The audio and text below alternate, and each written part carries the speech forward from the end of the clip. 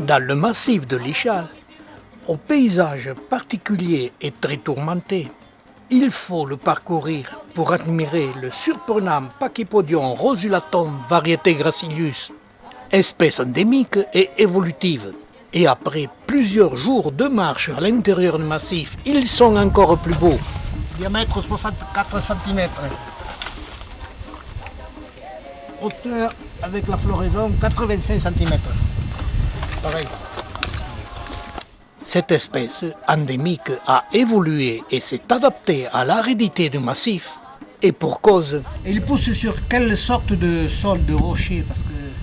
Là, c'est de rocher, c'est du grès en général. Là, 60% c'est du grès. Mais c'est du grès qui c'est composé avec 4 matières. Il y a des grès qui avec des bauxites de fer, et des grès avec des bauxites d'aluminium, et des grès argileux, et des grès sableux. Comme celle qu'on voit, donc c'est de grès alumineux, un peu noir là, et puis de grès sableux. Et là, on voit les sables là. Voilà. C'est très friable. C'est très friable. Hein. Et c'est ce qui a donné ce paysage tourmenté. Oui, exact. Ouais. C'est pour ça qu'on voit des formes. Et cette composition du sol a donné une espèce végétale, elle aussi très tourmentée, qui dès sa découverte a été appelée Carambolea verrucosa. C'est une asclépiadacée aux formes surprenantes, se développant en touffes ne dépassant pas les 20 cm de hauteur. Elle est aussi endémique et n'a cette forme particulière aux tiges verrucosées que dans le massif de l'Ichal. La forme des fruits en forme de gousse rattache bien cette espèce à la famille des Asclepiadaceae. J'ai observé sur tous ces sujets qu'à l'intérieur du massif de l'Ichal, zone très sèche, toutes les tiges de cette espèce étaient raccourcies, car pour survivre, elles se séparent du sommet de ces tiges quand la sécheresse est très grande, comme le font certaines crassulacées. Mais plus loin, en bordure du massif, sur une zone hors réserve, où le sol était moins aride, j'observais que cette espèce avait les tiges plus longues, les protubérances moins prononcées. Ces sujets n'étant pas dans la réserve, je prélevais quelques graines que je semais chez moi. 3 ans après le semis, chez moi, l'espèce Carambolea verrucosa se présentait avec quelques ressemblances.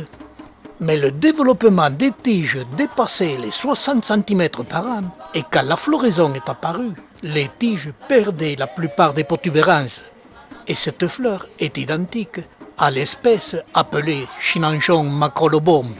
Celui-ci prospère en dehors du massif de l'Ichal et les tiges n'ont pas de protubérances et peuvent atteindre plusieurs mètres de longueur. Cette espèce nous montre son adaptation et son évolution rapide suivant la composition du sol, mais aussi du climat.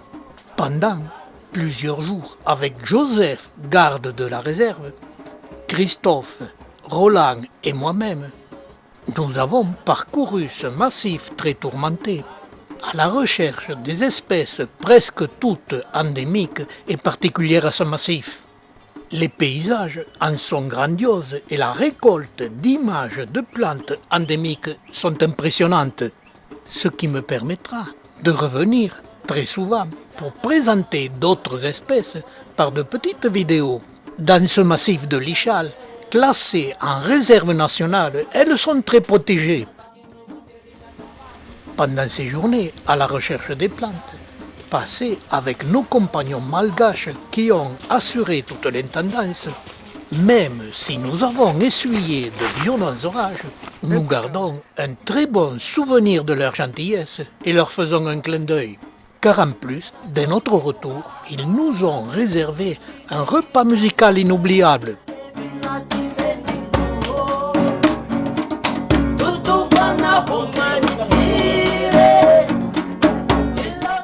Où mon ami Riza chantait en y mettant tout son cœur et la joie de l'amitié.